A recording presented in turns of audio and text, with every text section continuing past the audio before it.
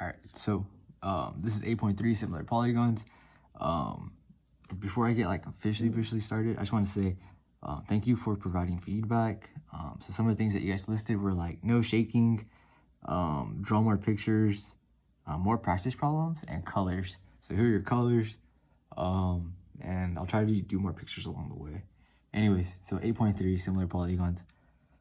So we have corresponding parts of similar polygons right here.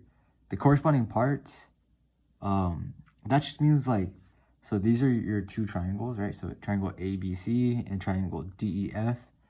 And we're saying like angle A is congruent to angle D.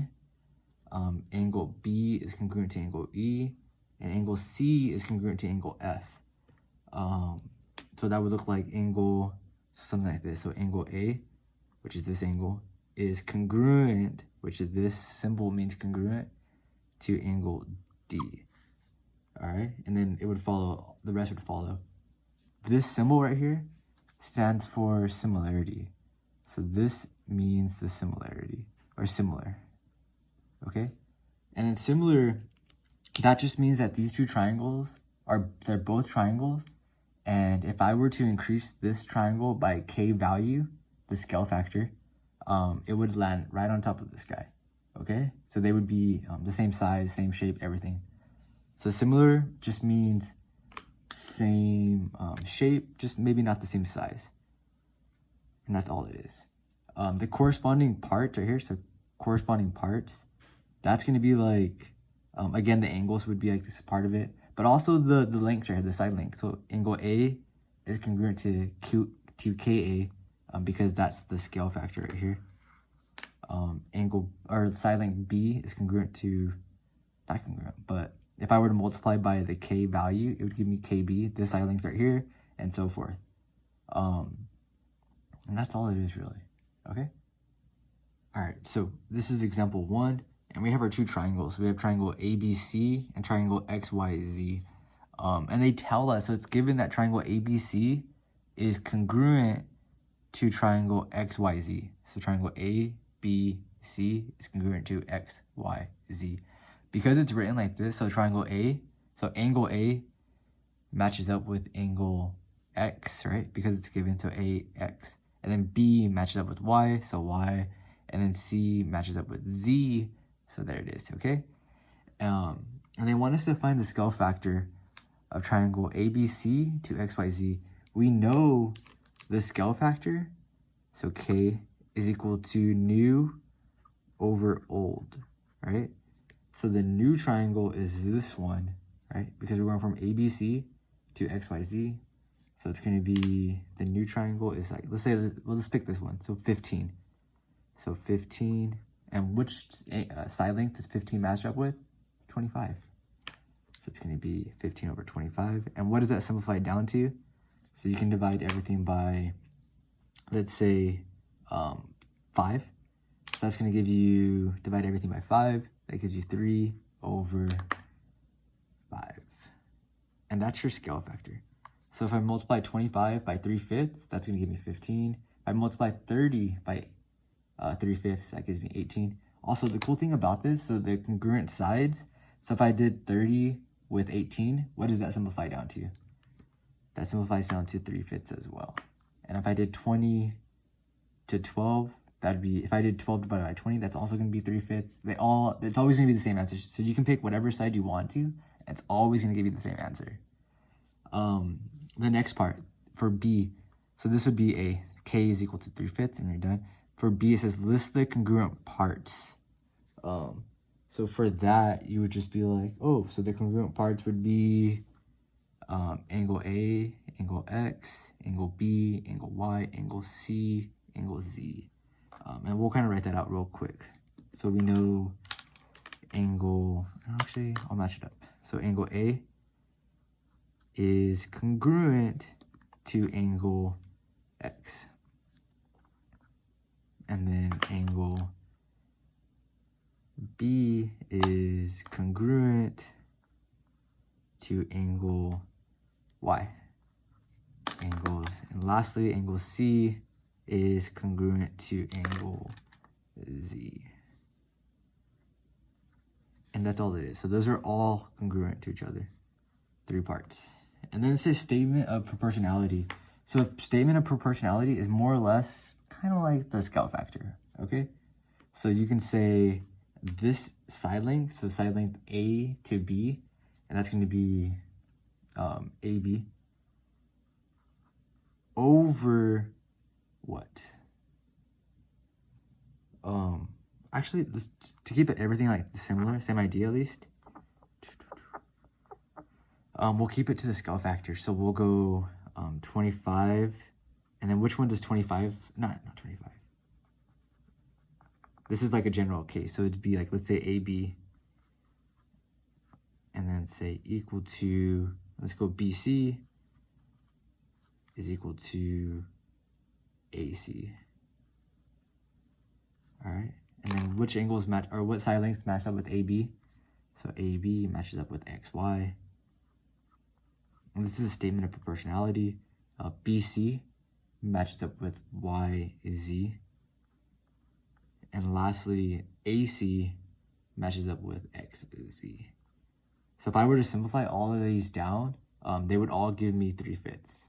Okay, and that's just the statement of proportionality. They're gonna ask that on Clever, so go over it. All right, so this is example 2, and then it says find the corresponding lengths, and they give us the triangles. So triangle DEF is similar, again, this means similar, triangle MNP. And then it says find the value of X, or find X. So here are 2 triangles. So we have triangle DEF, and we have triangle MNP. So because they're similar, so we know we can kind of attack this using the example from the previous one, the proportional, so proportionalities, the corresponding lengths. So we know 15 matches up with 18, we know 20 matches up with 24, and then X is gonna match up with 30. So I'm gonna set it up like this. So I'm gonna use X over, and then what does X match up with? So 30. And then let's say we did equals, so equals, actually I'll use red for this one right here. So 30 is equal to what? And again, so from at this point, you can pick 15 or you can pick the 20. We'll use 15 just because it's smaller. So it's gonna be 15 over, what does 15 match up with?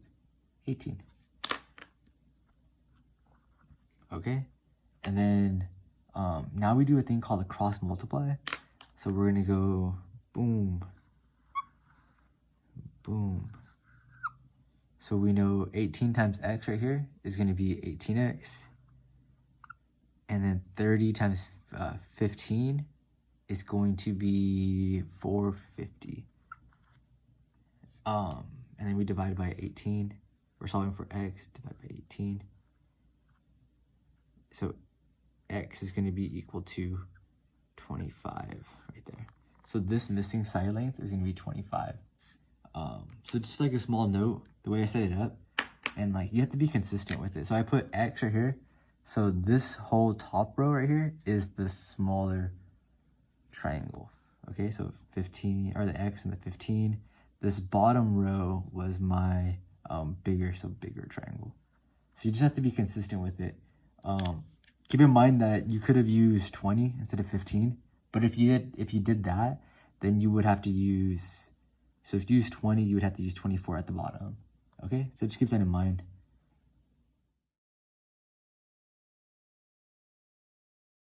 This dude right here, he's swimming in it, so it's like swim, swim, swim, swim, swim, swim, swim, swim. This guy's me, because everything is closed, I cannot get a haircut, and my hair is very long. So for me, getting a haircut every week, not getting one in 3 it's very bad, guys. It's rough. Anyways, so the way we're gonna set this up is we know to find the perimeter. So like, let's say we found the perimeter at this pool. If this is 25, this must be 25 over here. This must be 50 over here. So it's gonna be 25, which is 50. 50 plus 50 is 100.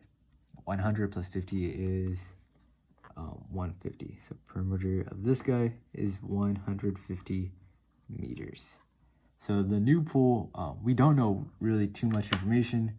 We just know this is 40 And we don't know this other side over here because they're equal to each other, to rectangle. So I'm going to set it up by doing, let's do 25 over, what does 25 match up with? X. So 25 over X is equal to 50, oh, my rubber band, 50 over 40. And then again, you cross multiply. So it's going to be this guy and this guy. So over here. And then 25 times 4 is 100. So 40 would be 1,000. Hey, quick maths. Anyways, divide by 50. Divided by 50. Cancel out. So 100 divided by 50, or 100 divided by 5 is 20 is equal to X. Score. So 20 equals X right here. So I'll replace my X's with 20. 20. And it's going to be 20 plus 20 is 40. 40 plus 40 is, or 40 plus 40 is 80. 80 plus 40 is 120. So the new perimeter is equal to 120 meters. Cool. Also, another cool thing about the perimeters is the ratio is actually the same. So if I did the ratio of 50 over 40, that simplifies down to, so like this triangle, or this rectangle, so 50 over 40, that's going to simplify it down to 5/4, right? That's the scale factor. And if I did 150 over 120, that would also simplify down to 5/4. Okay? So the scale factor and the perimeter value is the same thing. So keep that in mind.